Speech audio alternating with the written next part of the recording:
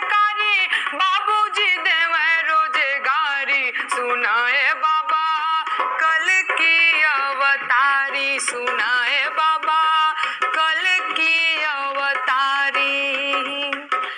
MTech BTech degree लेके बबुआ बेचेले तरकारी, बाप के रुपया भइल जियान, नौकरी मिलल नाही सरकारी, बाबूजी देवे रोजगारी, सुनाए बाबा कल की अवतारी, सुनाए बाबा कल की अवतारी।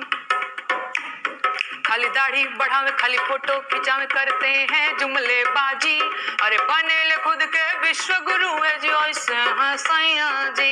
खाली दाढ़ी बढ़ावे, खाली फोटो खिंचावे, करते हैं जुमलेबाजी, बनेले खुद के विश्व गुरु है जी, ऐसे हैं बलमा जी। जय माँ दुर्गे जय माँ काली, शेरा वाली भेजा बहाली, जय माँ दुर्गे जय माँ काली, शेरा वाली भेजा बहाली, भूख मंगर लड्डू चढ़ाई, संगम वाले बजरंग वाली, कबले रही हम बेरोजगार, सुनाए मोरे चाचा चौकीदार, सुनाए मोरे चाचा चौकीदार।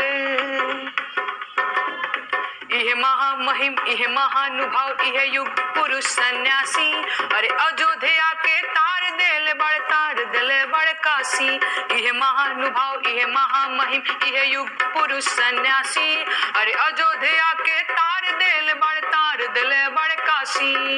हमारो के तार दो किस्मत संवार दो, हमारो के तार दो किस्मत संवार दो, नवहन के हाथे सरकार रोजगार दो, जिंदगी भइल जाता तबाह, लागता हमर होई न बियाह, लागता हमर होई न बियाह, लागता हमर